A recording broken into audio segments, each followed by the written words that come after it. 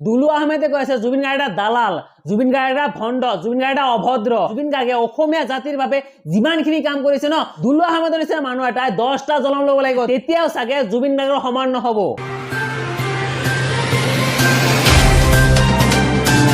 Hey guys, কি খবৰ আপোনালোকৰ? আশা কৰোঁ সকলোৰে ভাল। তো বন্ধুসকল, আজি মই যিটো টপিক লৈ ভিডিঅ'টো কৰিব গৈ আছোঁ, হয়তো আপোনালোকে সকলোৱে চাই আছে ভিডিঅ'টো, আৰু সেইটো কণ্ট্ৰভাৰ্চি চলি আছে অসমত। ফেচবুকততো সোমাবই নোৱাৰে, য'তেই সোমাও ত'তে বোলে জুবিন গাৰ্গে এইটো মন্তব্য কৰিছে, জুবিন গাৰ্গে সেইটো মন্তব্য কৰিছে। আৰে ভাই, জুবিন গাৰ্গে এইবিলাক কথা কৈয়ে থাকে। জুবিন গাৰ্গৰ নিচিনা মানুহ আপুনি আৰু মই কোৱা মতে নচলে জুবিন গাৰ্গ। জুবিন গাৰ্গে কাকো ঘেণ্টাও খাতিৰ নকৰে। গতিকে ৰিপৰ্টাৰ আৰু টিভি চেনেল ইমান লাগি থাকি লাভ নাই। আপোনালোকে যদি পাৰে ন, মূল্যবৃদ্ধিৰ কাৰণে লাগকচোন। ক'ত আপোনালোকে বাহিৰৰ ৰাজ্যৰ নিউজবিলাক দি থাকে।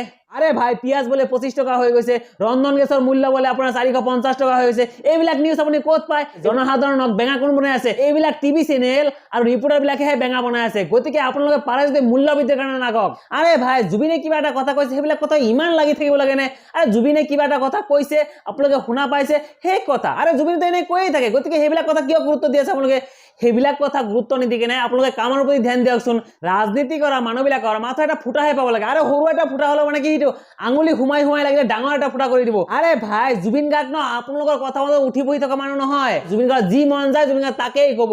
ফেচবুকততো সোমাবই নোৱাৰি। ফেচবুকত সোমোৱাৰ লগে লগে জুবিন গাৰ্গে এইটোৱে কৈছে, ইজনৰ এটা মন্তব্য, সিজনৰ এটা মন্তব্য, মানে জুবিন গাৰ্গ মানে শেষ কৰি দিলে নেকি গোটেই অসমখন। আজি যিবিলাক ৰিপৰ্টাৰে ইমান জুবিন গাৰ্গৰ কথা লাগি আছে ন, মূল্য বৃদ্ধিৰ কাৰণে কোনেও মাত মাতা নাই। আৰে ভাই, জুবিন গাৰ্গ কিবা এটা কৈছে, শিল্পী হিচাপে তেওঁ হয়তো ৰাজনীতিবিদ নহ'ব পাৰে, কথাটো হয়তো মুখৰ আগত আহি গৈছে, সি কৈ দিছে, বাছ সেই কথা। আৰে ভাই, সেইটো কথা লৈ ইমান ট্ৰল কৰিবলগীয়া কথা নাই এইবিলাক।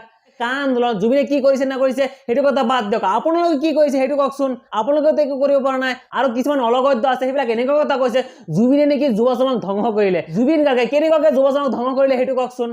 শিখা শৰ্মাই কি কৈছে, জুবিন গাৰ্গ এটা ভণ্ড, জুবিন গাৰ্গ এটা দালাল। আৰে ভাই, শিখা শৰ্মাৰ নিজেনো কোন যা ভাল, নিজৰ কটিত গুৰখি কেনে বেলেগৰ কটি কেতিয়া চাব নালাগে। গতিকে শিখা শৰ্মা কিমান ভাল সেইটো অসমৰ সকলোৱে জানে। জুবিন গাৰ্গে এজিপি পাৰ্টিক লৈ কিবা এটা কথা কৈছে, সেইটো লৈ কেনে গোটেই অসমৰ মিডিয়া লাগি আছে। আৰে ভাই, এইবিলাক মানে কি হৈ আছে? আপোনালোকে যদি পাৰে ন, মূল্যবৃদ্ধি ইমান হ্ৰাস পাই আছে, সেইটো লৈ মাত মাতকচোন। চাওচোন কিমান মিডিয়া আহে, তেতিয়া চাওচোন কিমান দল সংগঠন ওলাই আহে। এতিয়া জুবিন গাৰ্গে এজিপিক লৈ কিবা এটা কৈছে, তাকে লৈ ইমান ট্ৰল, বাপৰে বাপ। মানে অসমখনত জুবিন গাৰ্গে যিমানখিনি কাম কৰিছে ন, অসমৰ জাতীয় পাৰ্টি, সেইবিলাক পাৰ্টিও চাগে ইমানখিনি কাম কৰি পৰা নাই। দুলু আহমেদৰ নিচিনা মানুহ এটাই কৈ আছে জুবিন গাৰ্গ এটা দালাল, জুবিন গাৰ্গ এটা ভণ্ড। আৰে ভাই, দুলু আহমেদনো কিমান ধোৱা তুলসী পাত। দুলু আহমেদে আকৌ ছ'চিয়েল মিডিয়াত আহি কিনে লেবেল দিয়ে জুবিন গাৰ্গ এটা দালাল, জুবিন গাৰ্গ এটা ভণ্ড। তেখেতনো কিমান ভাল জনসাধাৰণে কি নাজানে নেকি? শিখা শৰ্মাই কৈ আছে জুবিন গাৰ্গ এটা ভণ্ড, জুবিন গাৰ্গ এটা প্ৰতাৰক। আৰে ভাই, শিখা শৰ্মাৰ কোন চা ভাল সেইটো কি অসমৰ জনসাধাৰণে নাজানে নে? দুলু আহমেদে কৈ আছে জুবিন গাৰ্গ এটা দালাল, জুবিন গাৰ্গ এটা ভণ্ড, জুবিন গাৰ্গ এটা অভদ্ৰ। জুবিন গাৰ্গে অসমীয়া জাতিৰ বাবে যিমানখিনি কাম কৰিছে ন, দুলু আহমেদৰ নিচিনা মানুহ এটাই 10টা জনম ল'ব লাগিব, তেতিয়াও চাগে জুবিন গাৰ্গৰ সমান নহ'ব।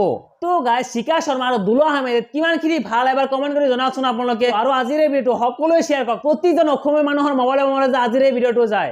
ধন্যবাদ সকলোকে। জয় অসম।